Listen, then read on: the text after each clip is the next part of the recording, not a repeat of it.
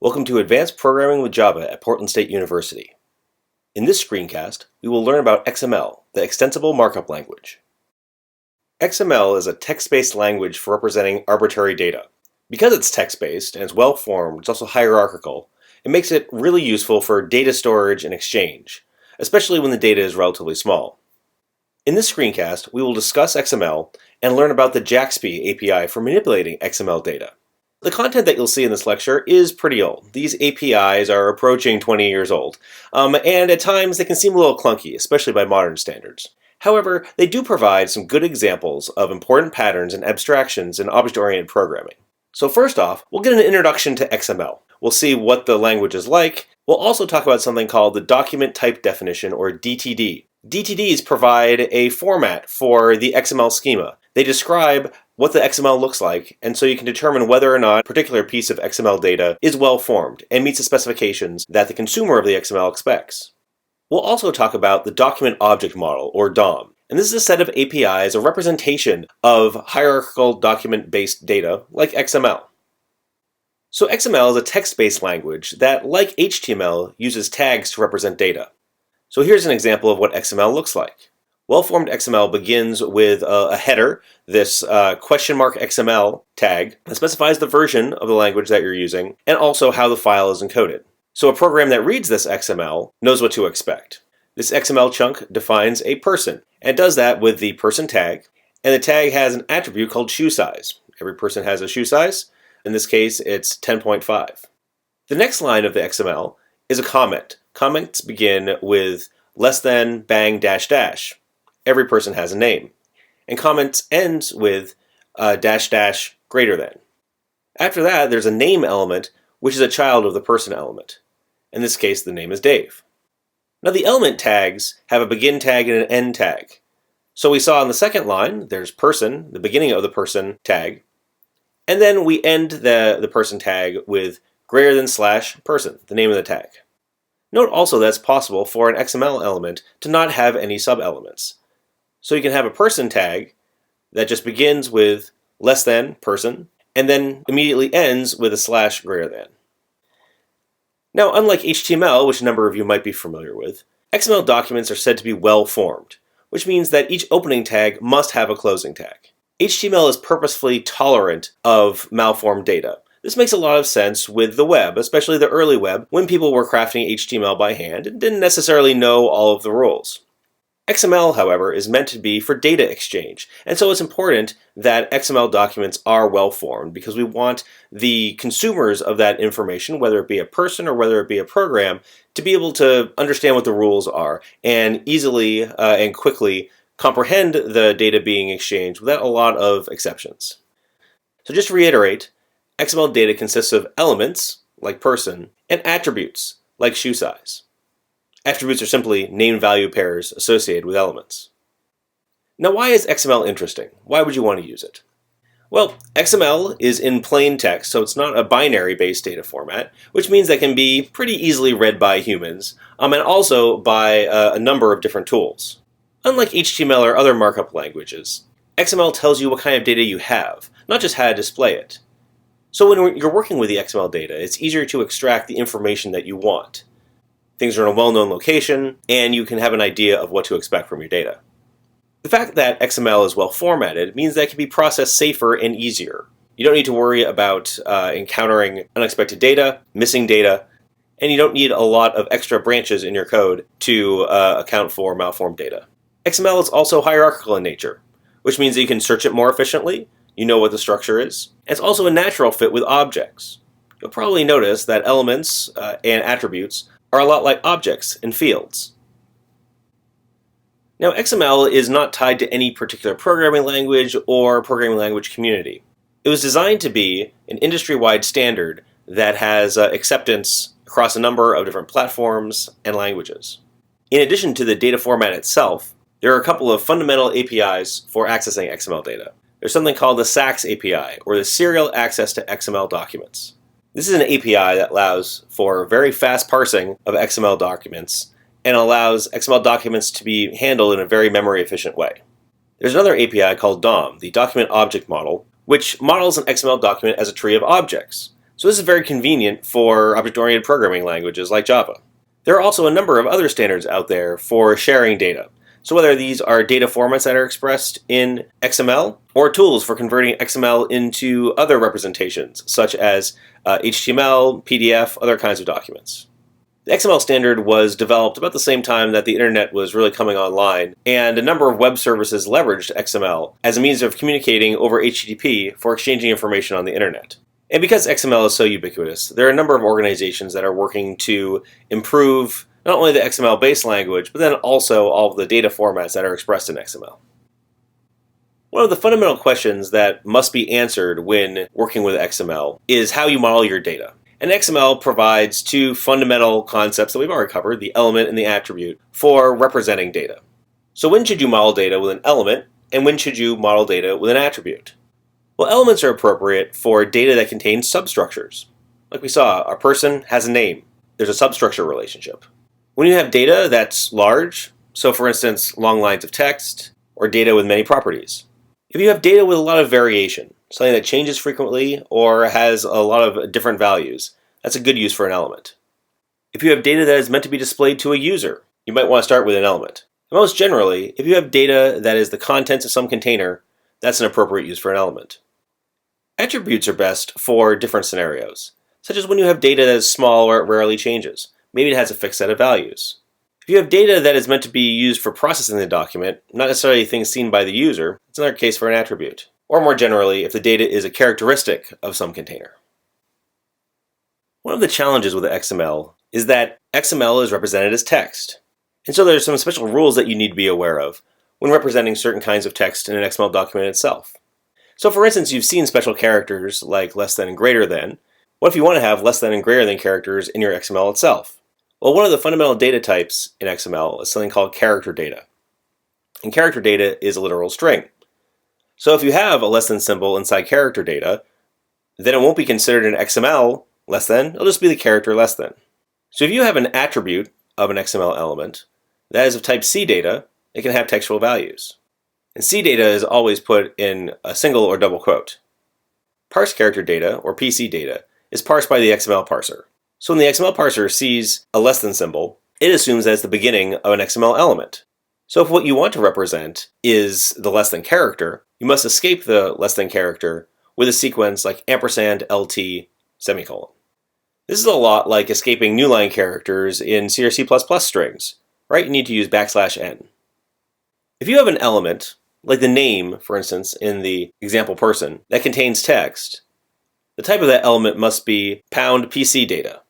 PC data is essentially freestanding text in the XML document. So here's an example that uses both escaped and unescaped greater than symbols. So you have an expression element, and you have an attribute called short, which would be the short representation of it, and there you've got double quote x greater than 5. Because short is an attribute of an element, that's character data, that's C data. And so there you don't need to escape the greater than. However, there's a child element of the expression element called display. And the intent here, this is a kind of a longer piece of text.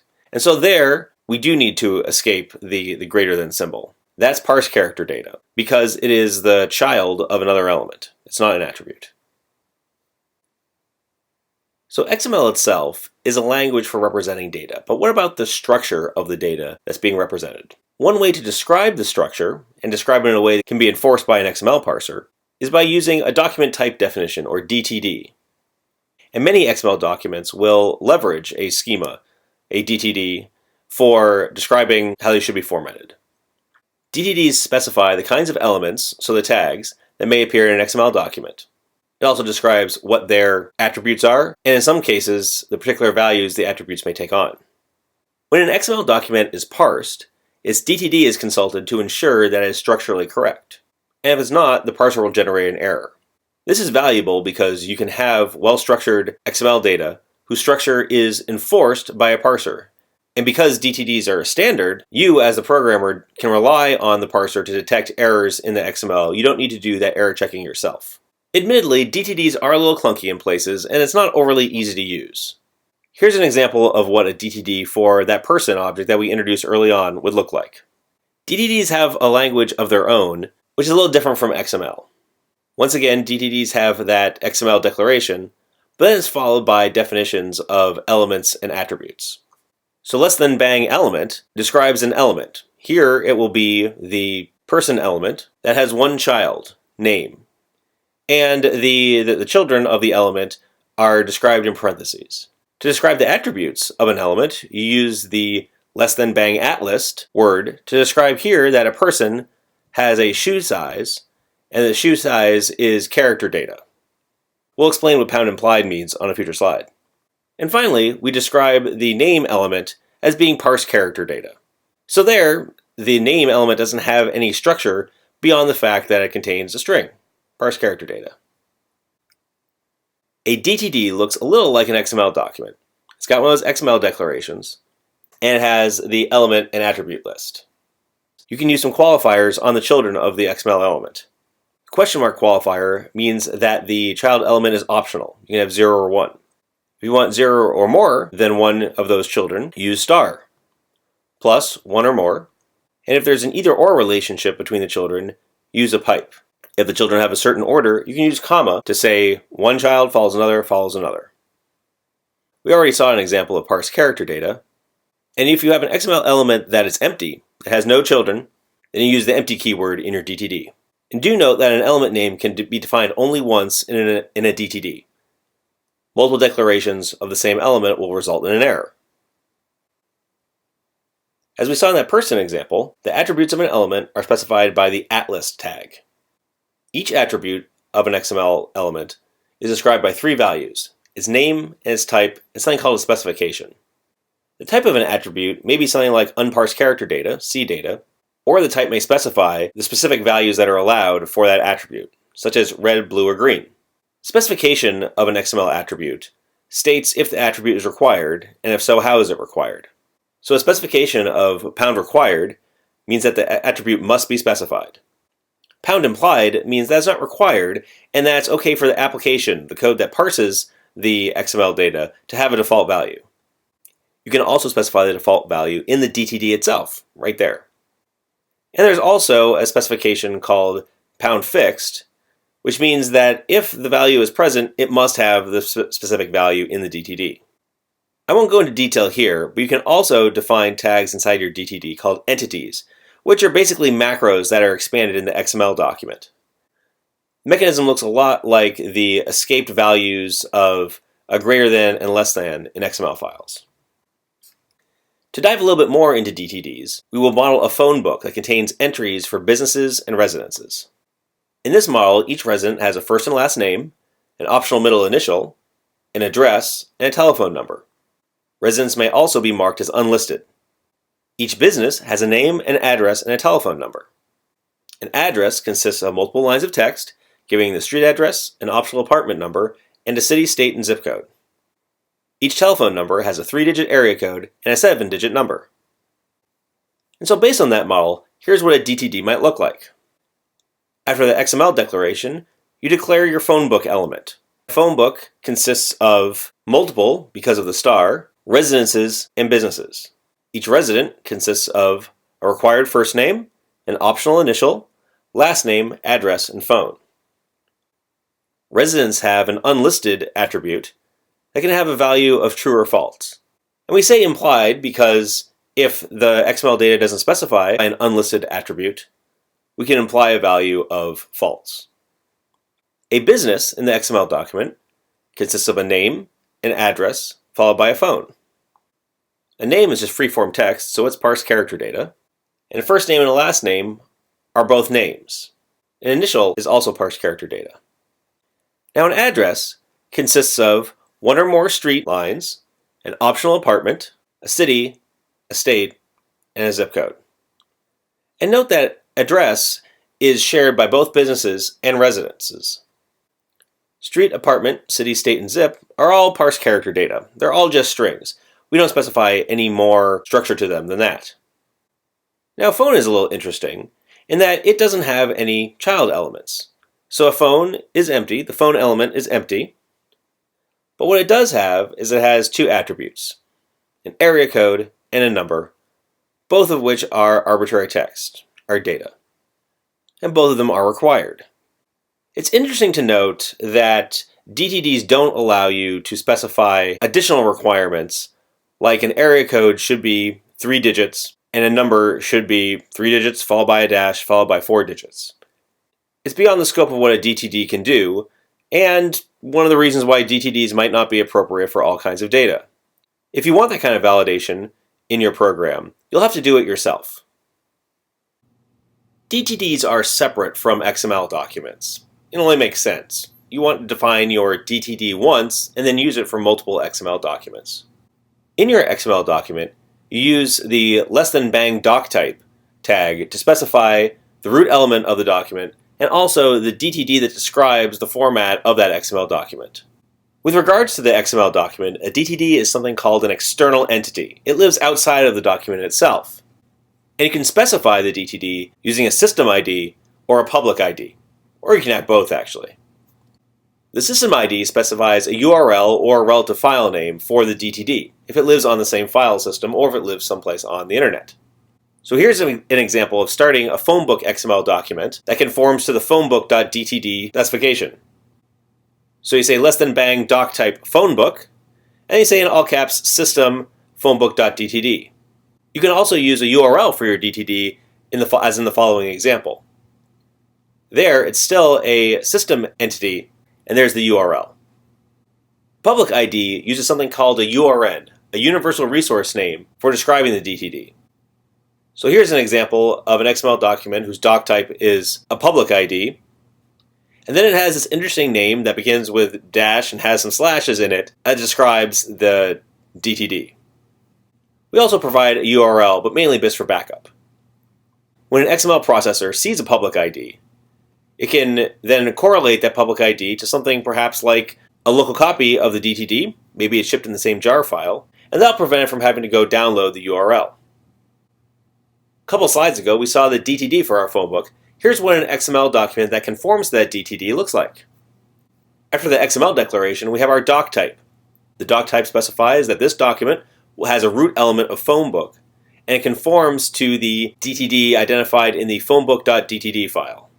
And just like we described, there's a phonebook that consists of residences and businesses. And here's some XML that conforms to the structure that we defined in our DTD. So that's an introduction to XML. That lets us create XML documents that conform to a certain structure specified in a DTD. Now let's talk about some APIs for working with XML in the Java programming language. The World Wide Web Consortium, or the W3C, is an international standards body that is responsible for XML and other standards for the internet. With regards to APIs, the W3C has published several interfaces and abstract classes that model and manipulate XML. There are Java classes in a package called XML SAX, which is a simple API for XML. This API provides event-driven serial access to XML data. There's another package called w3c.dom, which specifies the document object model. This API represents XML data as an object graph. Now these are just APIs. Again, these are interfaces and abstract classes. It's the job of some vendor, either a commercial company or an open source organization, to implement these interfaces to provide full functionality. A couple of years after the W3C introduced their APIs, people across the Java ecosystem realized there were some things missing.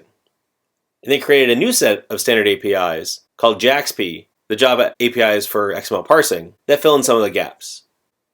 So there are APIs in the JavaX XML Parsers package that provides an interface for vendor implementations of XML parsers.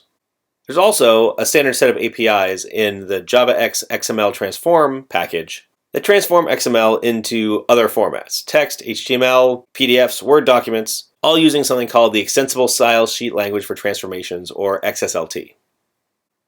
Let's talk about the simple API for XML. SAX provides what's called serial access to XML data. SAX provides what's called serial access to XML data. How you as a programmer interact with this API is that you provide an implementation of what are called callback methods that are invoked as the XML data is parsed. Now, callback methods are something that you see a lot in computer programming, and we'll see it again when we talk about user interface development.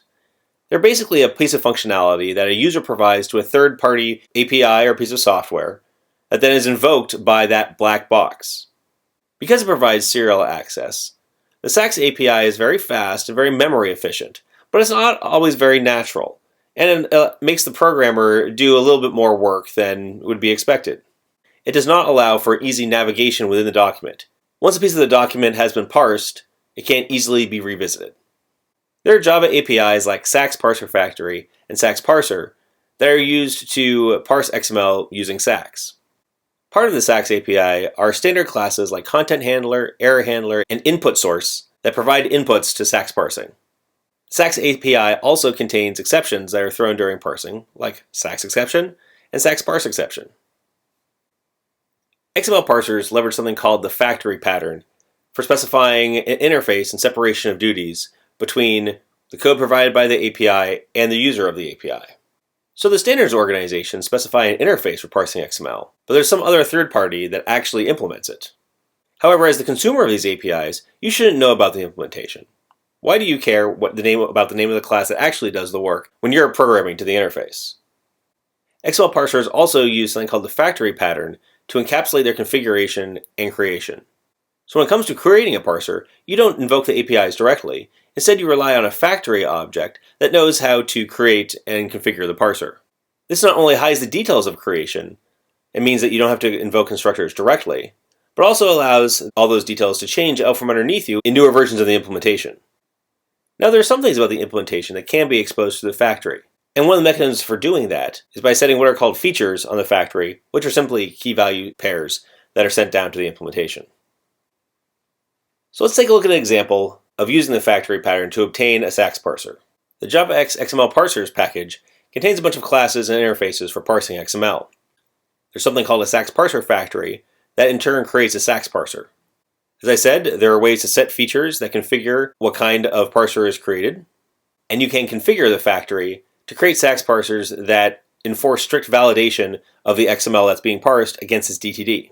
After you've configured the factory object, you invoke new SAX parser that will do all of the work to create the SAX parser you had configured. If something about the configuration isn't correct or supported, a parser configuration exception is thrown. One of the interesting things to note about these APIs is that their constructors are protected.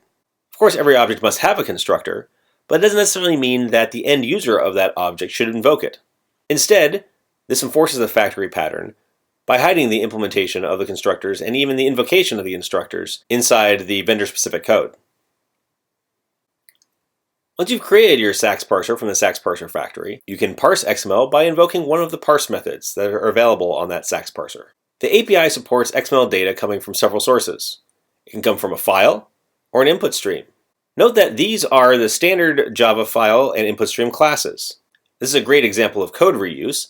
The authors of these XML parsing libraries didn't deem it necessary to create new classes to represent files and a stream of byte data.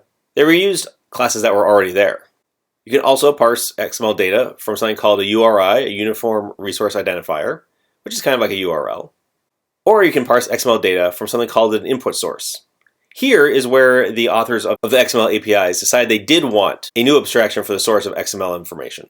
You can create one of these input sources and set things like a system ID for the DTD. That will help it find things like the external entities, such as DTDs. Now I mentioned that the SAX API leverages something called callbacks. These are methods that are invoked by the parser during parsing to alert the consumer of the XML that certain parts of the document have been parsed. There are several callback interfaces like Entity Resolver, DTD Handler, Content Handler, and Error Handler that are called back under different scenarios.